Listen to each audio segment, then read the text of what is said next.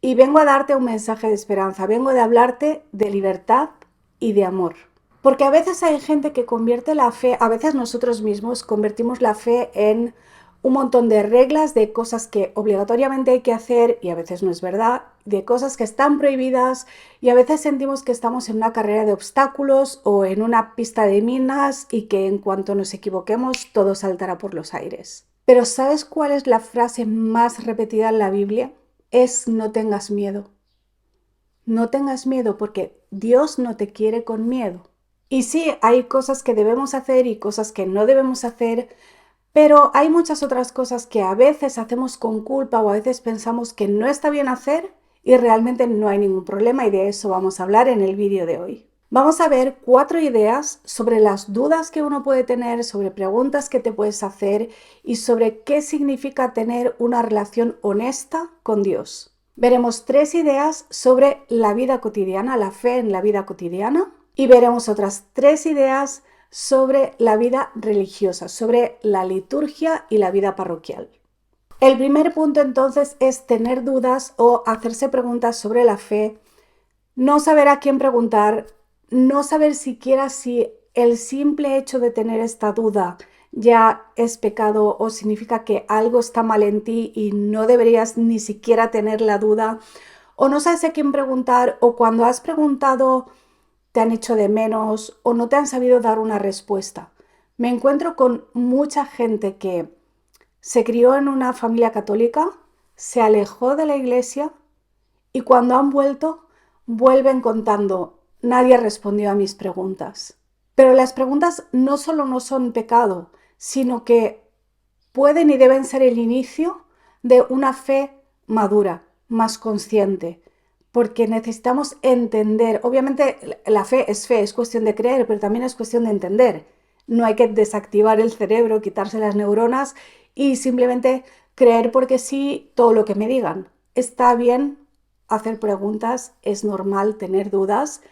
Y si tienes hijos o estás en un entorno con niños pequeños o eres catequista, sabrás que los niños hacen muchas preguntas muy interesantes, teológicamente muy profundas, y está bien que las hagan, y está bien también decirles, no lo sé, pero lo vamos a investigar. Nos tenemos que acordar siempre de que en los evangelios la gente, empezando por los discípulos, los más cercanos a Jesús, estaban todo el tiempo con dudas y con preguntas, le hacían preguntas. Tomás dudaba.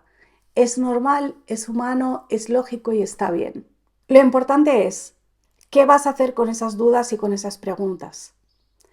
Tienes que leer la Biblia, tienes que leer el catecismo, tienes que buscar los libros y las formaciones adecuadas, tienes que buscar un buen sacerdote, un director espiritual si te hace falta, busca una catequesis. Hay muchos recursos al alcance y están para que los usemos. Y de esto va el segundo punto, que es hacerle preguntas al confesor. Tengo un vídeo entero sobre la confesión y voy a hacer otro porque tiene mucha amiga, pero que no te dé apuro y que no te dé miedo hacerle preguntas al confesor. A veces él mismo te dirá, creo que necesitas dirección espiritual, esto quizá no es tema de confesión, pero podemos hablarlo fuera de aquí en dirección espiritual, que no es un sacramento, es algo que puedes hacer en el despacho o en cualquier otro sitio, no es de confesión, pero muchas veces es necesario. Y hay otras veces que es una pregunta sencilla. Yo, por ejemplo, el otro día me fui a confesar y le dije al sacerdote, le conté qué era lo que pasaba sin demasiado detalle porque tampoco necesita todo el detalle, pero sí le dije, muchas veces dudo entre cuál es la línea entre criticar y tener sentido crítico, porque hay cosas que objetivamente están mal, hay gente que objetivamente hace daño a otras personas y también como humanos cuando nos agravian necesitamos hablar de eso con alguien. Entonces mi pregunta era, ¿cuál es ese límite entre necesito hablar de esto con alguien para que me ayuden, también para desahogarme y te puede decir desahógate con el de arriba, pero ¿dónde sé si estoy cruzando la línea entre ya estoy criticando al otro, aunque el otro objetivamente haya hecho algo que esté mal? Eso es otra cuestión. O por ejemplo, ¿a quién no le ha pasado? Debería pasarte, es normal que te pase, es sano que te pase, que tienes que confesarte una y otra vez de los mismos pecados. Peor sería que fueses añadiendo pecados nuevos, me dijeron una vez. Entonces, también puedes pedir ayuda para esto y decir, no sé por qué sigo cayendo en esto. ¿Qué puedo hacer para luchar contra este hábito, por ejemplo, que tengo y no consigo dejar? No pienses nunca que vas a molestar al sacerdote porque le hagas preguntas.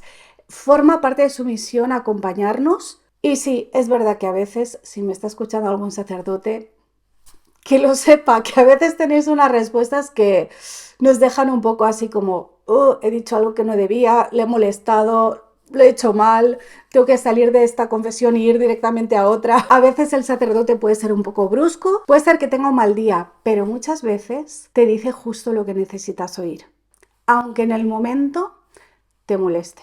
Yo tengo varios sacerdotes a los que amo y muchas veces les digo, qué mal me caes a veces. Porque a veces en el momento te dicen algo y te molesta, pero luego tú sabes que lo dicen por tu bien, tú sabes que tienen razón y eres tú el que todavía tienes que hacer un proceso hasta llegar a entenderlo. El tercer punto muy relacionado con lo anterior es tener sentimientos negativos. Los sentimientos no son pecado. Primer punto, muy importante, los sentimientos no son pecado. Por tanto, tampoco deberías ir a confesarte de sentimientos, simplemente. Ser cristiano tampoco significa ser un ser de luz que está siempre como en el nirvana, ¿no? No, somos humanos y tenemos sentimientos y emociones y lo vemos en la Biblia. Vemos gente con miedo, vemos gente que se enfada, vemos gente que se queja a Dios. Es normal, a veces estamos cansados, a veces estamos agobiados, angustiados, tenemos tristeza, tenemos enfado. Todo eso es normal y es natural. Incluso le puedes decir al Señor, a veces me estoy enfadando contigo porque no entiendo esto que está pasando. Entonces, llevar todo esto a la oración es lo que va a hacer que tú crezcas en la fe, que vayas como limpiando tu alma. Lo que siempre tenemos que hacer es pedir la gracia del Señor para que estos sentimientos no nos dominen. Una cosa es que yo esté enfadada y otra cosa es que me deje dominar por el enfado y que acabe cayendo en la ira y así, ahí ya me voy a ir al pecado. Y es muy importante reconocer que no lo puedo hacer sola. Tengo que pedir esa ayuda. Y si la pido con honestidad, con conciencia, con humildad, me la van a dar si estoy dispuesta a recibirla. Y otro punto es reconocer los errores de la iglesia sin sentir que eres un hereje. Porque amar a la iglesia no significa ni negar la historia, ni negar errores que se puedan cometer dentro de la iglesia, porque la iglesia la forman humanos. La jerarquía eclesiástica son personas humanas que se equivocan también, que hacen cosas malas también a veces. Y está bien poder decirlo. Vuelve a esa idea de la línea entre criticar y tener sentido crítico. Una cosa es criticar por criticar, creer que yo sé más que un obispo, que yo le puedo enmendar la plana al papa y que sé más que ellos y solo yo tengo la verdad. Eso es una cosa. Pero otra cosa es reconocer que la iglesia es santa por Cristo, pero está formada por humanos y los humanos somos todos pecadores, todos. Entonces, reconocer los errores o debatir las cuestiones que estén sujetas al debate no tiene nada de malo. Lo importante es tomar en serio siempre la llamada a la conversión, tomar en serio siempre que la iglesia la ha fundado Cristo y que es santa por Cristo y no por nosotros, y que nuestra función es la obediencia, pero eso no significa que no tengamos sentido crítico. Y luego, claro, la pregunta sería, ¿y qué haces tú por ayudar a mejorar la iglesia? Vamos ahora con 3 cuestiones sobre la vida cotidiana y disfrutar sin culpa.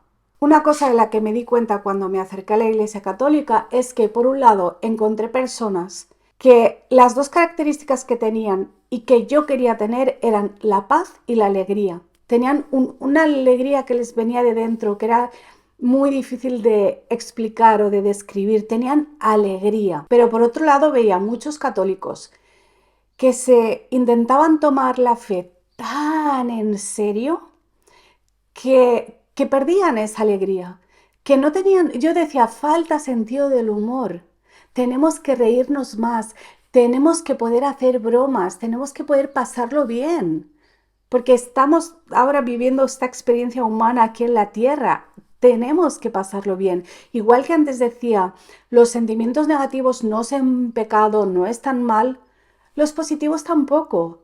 La alegría está bien, reírse está bien, hacer una broma con buen gusto está bien. Lo que hay que hacer es, por supuesto, vivir la fiesta con moderación, sin ofender a Dios y sin ofender a los demás, sin hacer daño a nadie.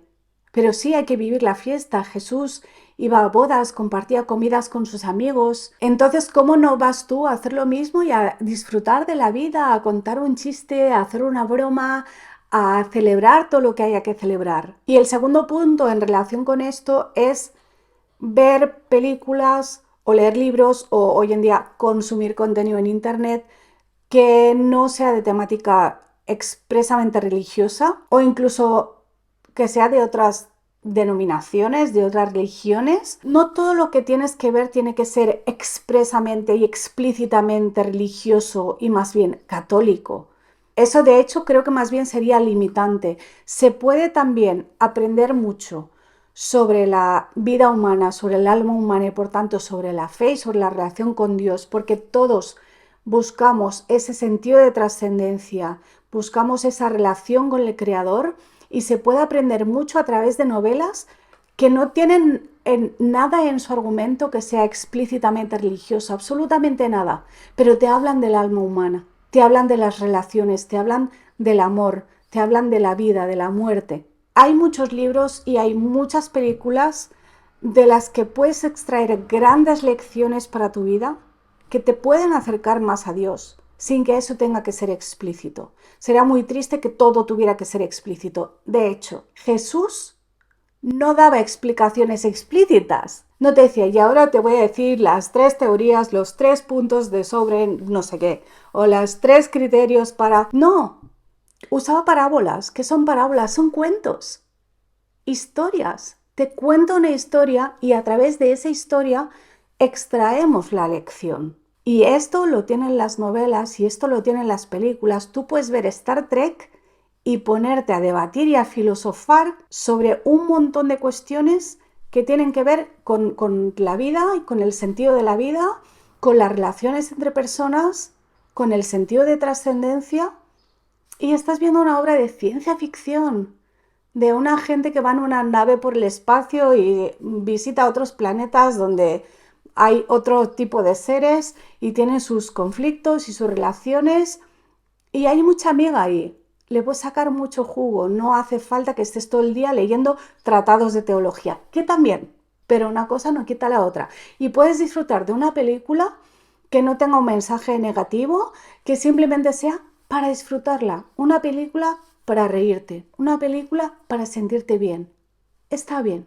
Lo importante es tener criterio a la hora de discernir cuando una historia que estoy viendo o que estoy leyendo está a lo mejor banalizando el pecado o te está llevando al pecado directamente, más que etiquetar si el mensaje es o no es religioso. Va como mucho más allá. Y el tercer punto es disfrutar de lo material, sin apegarse, pero disfrutar de lo material. A veces queremos ser tan buenos y tan católicos y agradar tanto a Dios que pensamos que lo más importante es la vida espiritual y nos olvidamos de que también somos cuerpo y vivimos en un mundo material. Y eso no significa que tienes que apegarte a lo material ni que tengas que convertir en un dios a las cosas materiales, al dinero o a cualquier otro tipo de cosa. Tampoco somos monjes ni hemos hecho voto de pobreza. Sí puedes tener una casa bonita y una cama cómoda y disfrutar de una comida rica. Por supuesto que puedes hacer todo esto siempre que sea ordenado. La iglesia valora mucho la belleza. Lo que es peligroso, sobre todo en la era de Instagram y Pinterest, es obsesionarte con esas cosas, obsesionarte por conseguirlas, compararte, porque tu casa no es como la casa de no sé quién que has visto en Instagram, que ten en cuenta que a lo mejor te enseña solo el rinconcito que tiene bonito y el caos que tiene al otro lado no te lo está enseñando. Y si lo tiene todo muy bonito, da igual, cada uno tenemos lo que podemos tener y está bien querer mejorar siempre que no te apegues y que no sea un afecto desordenado. Y hablemos ahora de la práctica religiosa. El primer punto es no comulgar en cada misa. El tema de la comunión tiene mucha... Daría no para un vídeo, daría para un canal entero solo sobre la comunión. No comulgar siempre no es un fallo, a veces incluso es un acto de respeto y amor por el Señor, porque si no estás en gracia no deberías comulgar. Lo que no debes hacer es no ir a misa. Como no estoy en gracia no voy a misa. O me pongo excusas. Es verdad que en ciertos casos ciertas personas están dispensadas de ir a misa el domingo, pero en general una persona que esté sana y que no esté trabajando y que no esté cuidando a un enfermo, por ejemplo, tiene que ir a misa, no importa si no estás en gracia, precisamente para eso vas. Los que vamos a misa no somos santos, si no estaríamos en el cielo. Pero la obligación de comulgar es al menos una vez al año, no es obligatorio comulgar en cada misa. Al contrario, uno tiene que ser consciente de si hoy puedo o no puedo, si hoy debo o no debo. Si sabes que no estás en gracia y no puedes ir a confesarte por algún motivo, puedes hacer una comunión espiritual y puedes pedir ayuda para hacerlo mejor la próxima vez, para que no te vuelva a pasar esto. No hay culpa en eso, al contrario, es todo lo contrario. El segundo punto es decir no a compromisos parroquiales. A veces tendemos a querer hacer tanto por la parroquia que dejamos de lado otras obligaciones que tenemos, que también son importantes y que a veces van antes que la obligación para con la parroquia. ¿Qué es tu familia? ¿Qué es tu propia vida espiritual? ¿Qué es tu trabajo? ¿Tus hijos?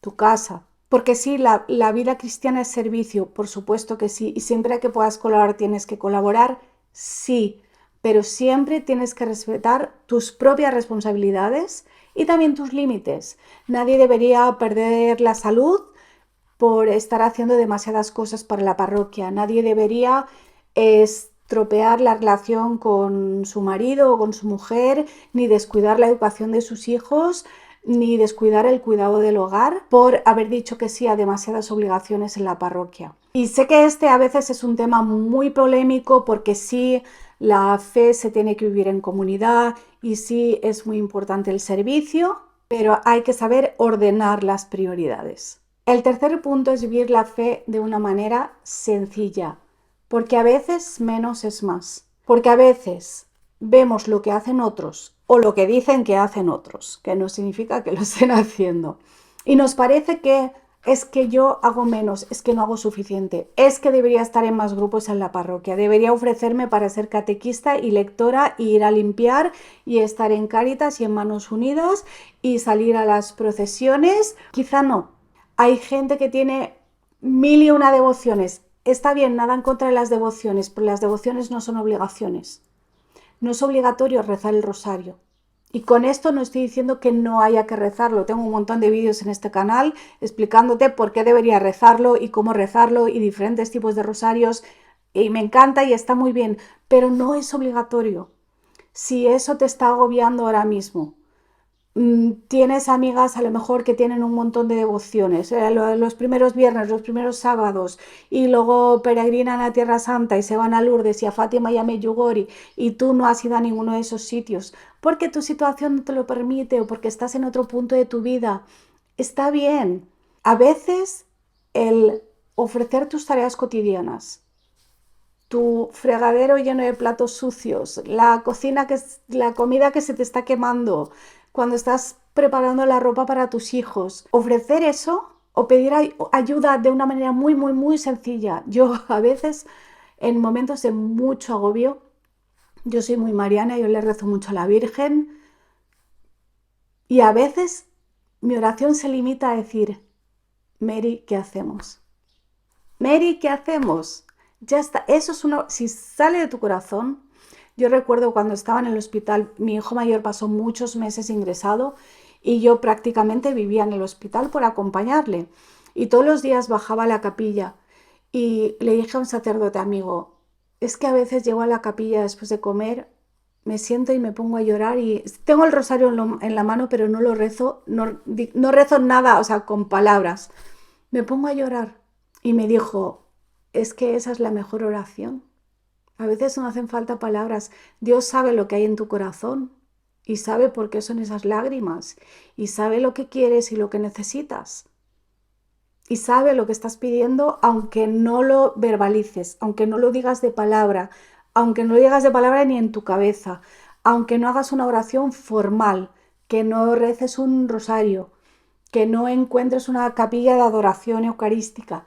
No pasa nada. A veces simplemente, pues eso es levantarte por la mañana y irte a trabajar y decir, San José, ocúpate de mi trabajo. Ya está. Eso es una oración. No todos estamos llamados y no en todo momento a ir a retiros, a rezar el rosario todos los días, a ir a misa todos los días, que está muy bien si puedes, pero a veces menos es más. No tienes una lista de cosas que tienes que marcar, no tienes que fijarte en qué hacen los demás. Si te inspira, muy bien, pero si te agobia y te hace sentir menos, no mires lo que hacen los demás. No mires esos vídeos de YouTube donde dicen 10 cosas que todo católico debería hacer. Sí, hay cosas que son obligatorias, pero muchas que no. Hay muchas que no son obligatorias y está bien.